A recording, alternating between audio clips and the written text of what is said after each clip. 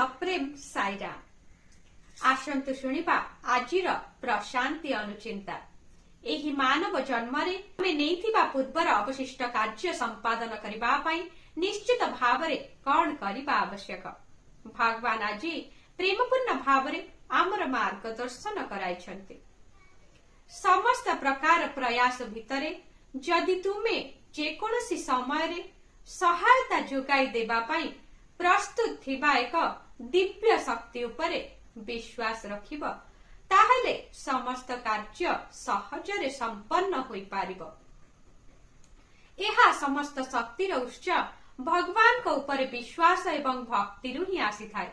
रेलगाड़ी रे यात्रा करबा समय तुमे केवल एक टिकेट किणी तुम स्थान रे बसी थाओ एवं बाकी सब किछि सेही रेलगाड़ी रो इंजिन उपरे छाड़ी देई थाओ। तुमे काहीकि तुम सज्जा और बाक्स को निज मुंड उपरे रखिबो। ठीक सेही परी भगवान को ऊपर विश्वास रख एवं निजर सर्वोच्च सामर्थ्य अनुसार प्रयास कर।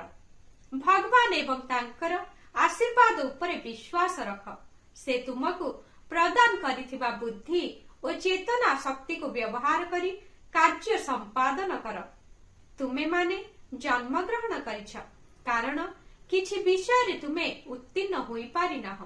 सेही विषय गुडी को संपूर्ण करिबा पई किछि अनुभवर संतुलन को तुमे निश्चित भावरे अख्तियार करिबा आवश्यक। तुमर प्रकृत स्वभाव हेउछि आत्मा। एहा जदि हृदयंगम करि पारिबो ताहले तुमर शिक्षा समाप्त होई तुमे उत्तीर्ण होई पारिछ बोली जानि पारिबो। सेही स्थिति रे पहुंचीबा पई समस्तक सहित समानता मनोभाव गुण को विकसित करबाक पड़िबो। एहाकु सर्वसमान भाव बोली कुहा जाए।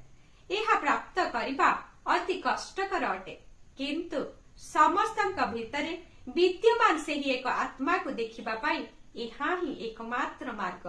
उक्त दिव्य संभाषणटी भगवान सेप्टेम्बर 21 तारीख 1960 मसीहारे समस्तଙ୍କୁ सूचाई देइथिले। कहिबार तात्पर्य आध्यात्मिकता सीढ़ीर उच्चतर सोपान पहुंचीबा पई भगवान निज भक्त मानंकु अति परीक्षा करिथांती। जय साईराम।